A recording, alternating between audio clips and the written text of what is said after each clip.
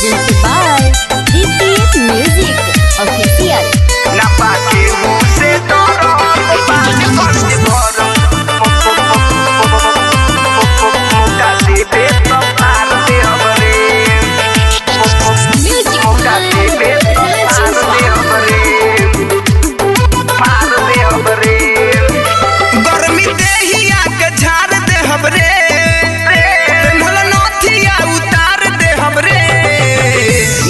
केहू के डर हो गोपालगंज घर मुका देबे तो फार दे हमरे नबा केहू से डर हो गोपालगंज घर मुका देबे तो फार दे हमरे गर्मी देहिया के झाड़ दे हमरे पेन्हल नथिया उतार दे हमरे नबा केहू से डर हो गोपालगंज घर मुका देबे तो फार दे हमरे नबा केहू से डर हो गोपालगंज घर मुका देबे तो फार दे हमरे बुझल कि ना नबा केहू से डर हो गोपालगंज घर मुका देबे तो फार दे हमरे मुका देबे तो फार दे हमरे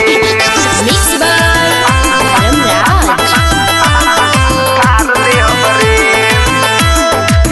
जिला गोपालगंज के होई रंगदार रे चढ़ल जवानी तोर बना दे मटा बाड़ रे जिला गोपालगंज के होई रंगदार रे चढ़ल जवानी तोर बना दे मटा बाड़ रे पूरा सिस्टम उजाड़ दे हमरे तोहके इतना हम प्यार दे हमरे नबा केहू से डर हो गोपालगंज घर मुका देबे तो फार दे हमरे नबा केहू से डर हो गोपालगंज घर मुका देबे तो फार दे हमरे बुझले कि ना नबा केहू से डर हो गोपालगंज घर मुका देबे तो फार दे हमरे मुका देबे तो फार दे हमरे वीर सब दर्दी के बात जानी काट देहलु बारूद के उपेंद्र के बात वीर सब दर्दी के बात जानी काट देहलु रंजन के धर्म राजो के बात तोर जवानिया निखार दे हमरे